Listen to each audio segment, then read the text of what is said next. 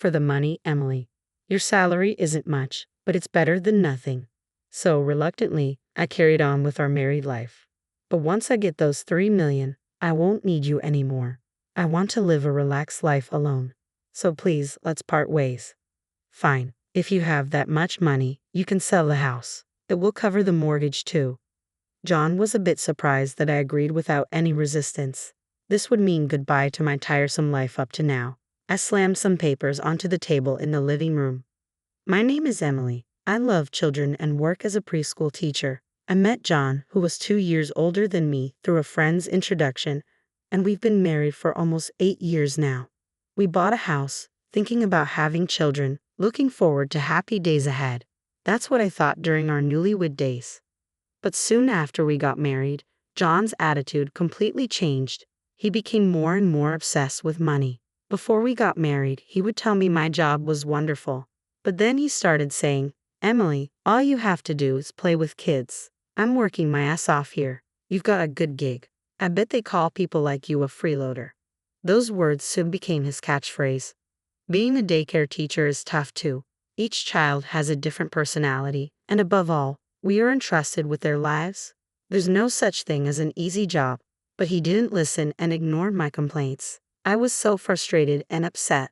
The reason we don't have children, even though we've been married for 8 years, is also due to this. He would say, "If you have time to make babies, you should work more.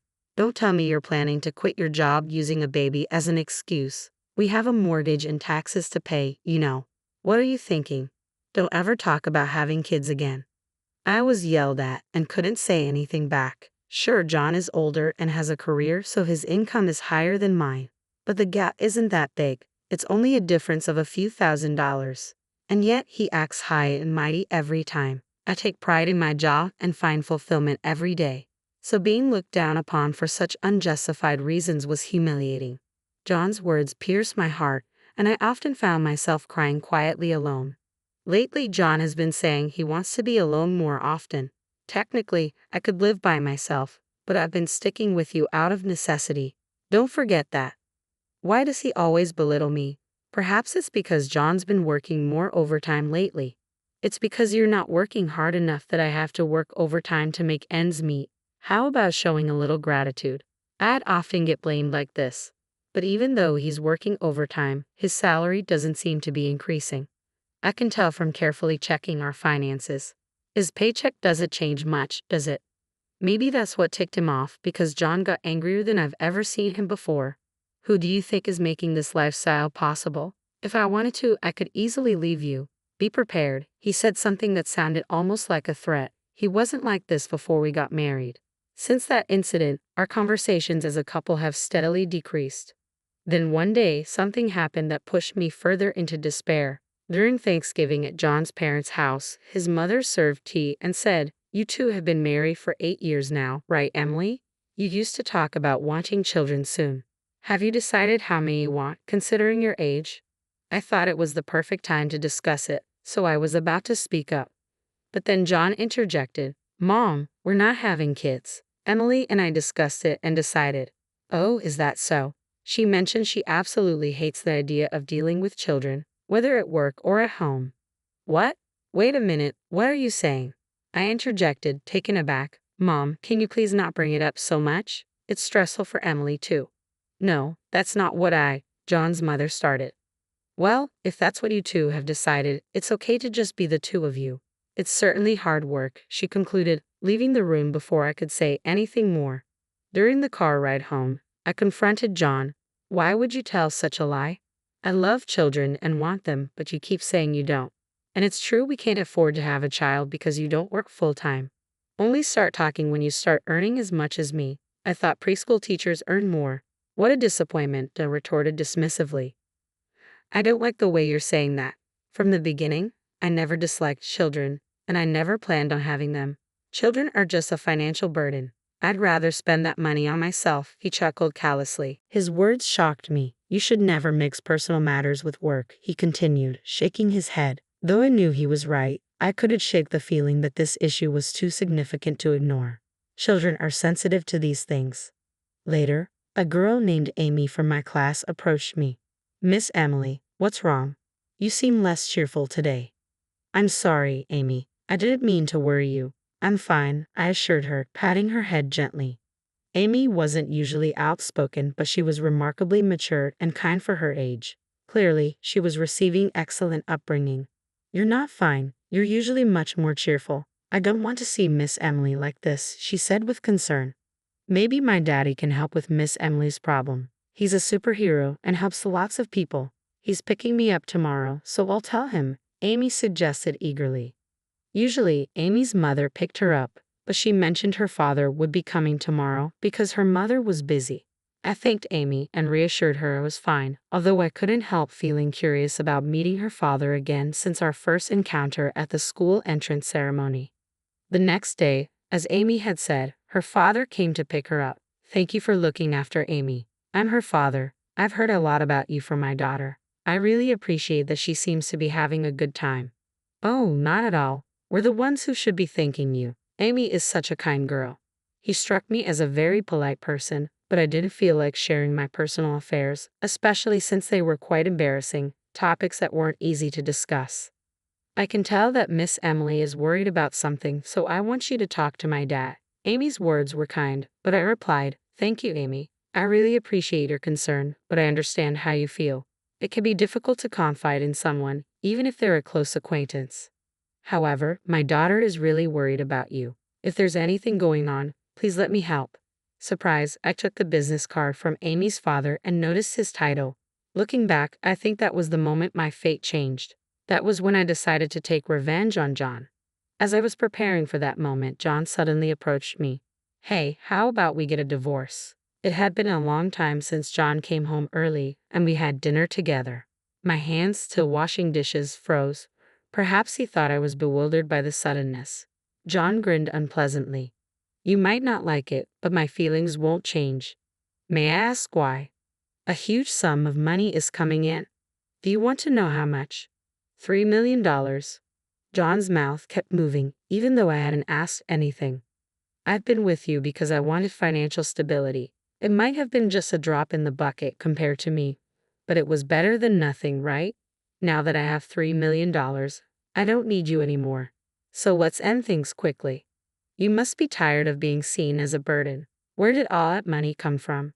There were many things on my mind, but I started with the question that seemed most pressing. That's none of your business. We're strangers now. Okay, I understand. Let's go our separate ways. My quick acceptance seemed to surprise John, leaving him slightly taken aback. By the way, I have no intention of staying in this small house anymore.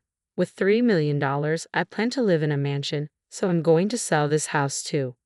That's fine. I'll start looking for an apartment then. Can you handle paying off the rest of the mortgage on this house? Yeah, I'll take care of it. At least that much. It's only natural. Our situations are different now. Thank you. That would be a relief. With that settled, I sprang into action.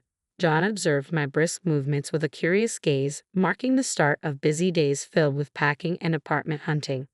Once the divorce arrangements were nearly settled, I arranged a meeting with John. I'll leave the mortgage payments to you, John.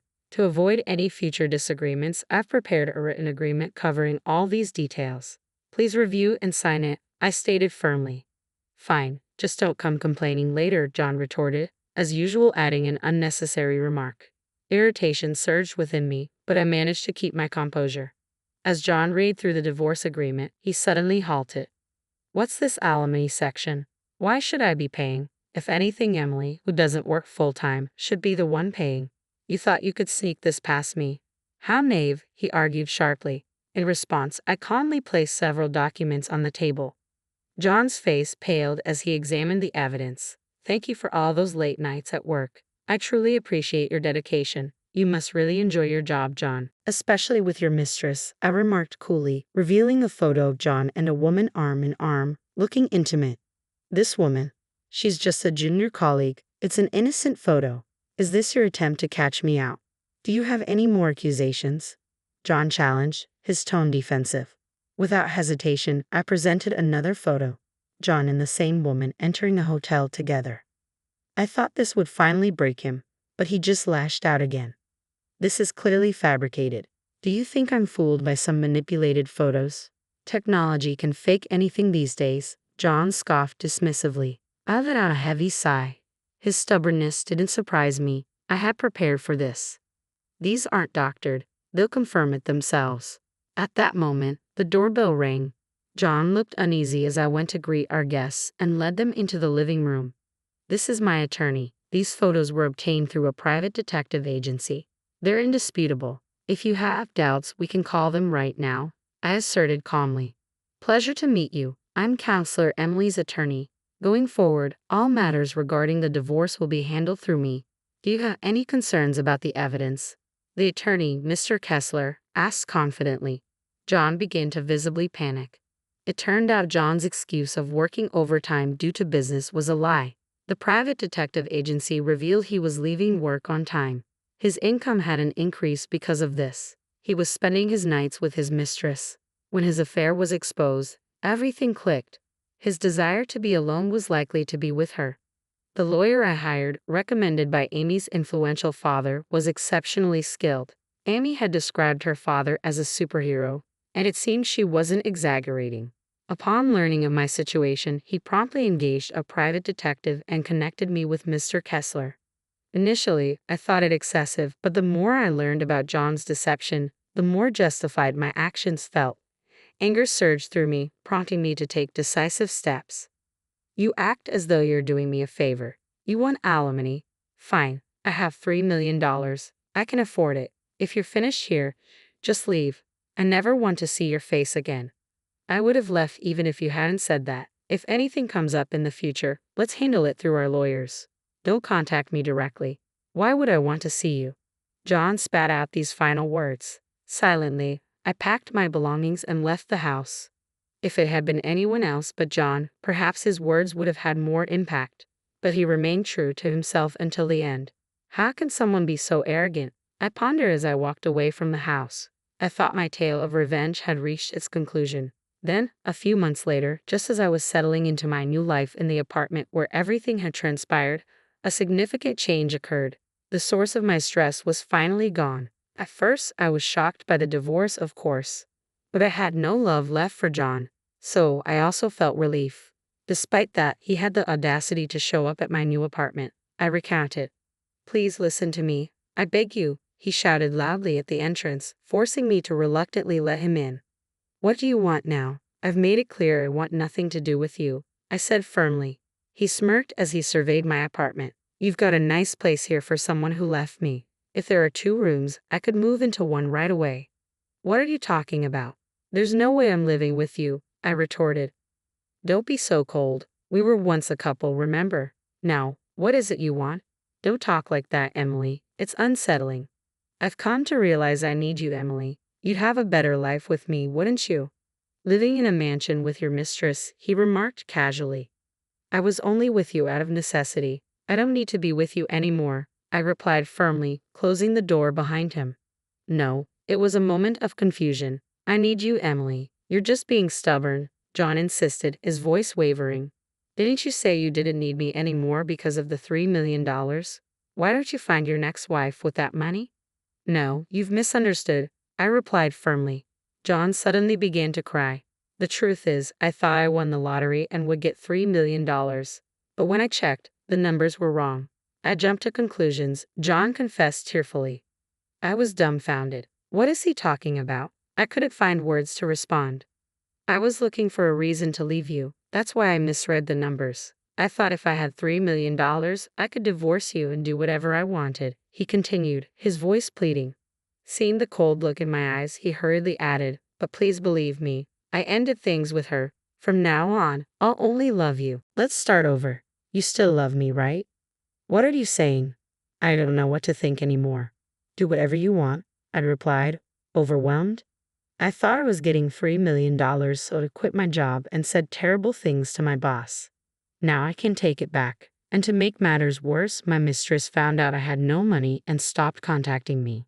It seemed John had been abandoned by his mistress. It was clear that no one would want a man who was divorced, unemployed, broke, and homeless. That's why I can't pay my loan, and I don't have anywhere to go. Emily, you're my last hope, John pleaded desperately. I've already told you, I don't know anything about that. If you don't leave now, I'll take legal action. Remember the agreement you signed during our divorce? If you break it, I'll demand 5 times the alimony. Enough is enough, John, I said firmly, my voice tinged with anger. In a moment of frustration, John raised his hand threateningly. Is that your plan? Lay a hand on me, and I'll call the police immediately. Assault charges are serious.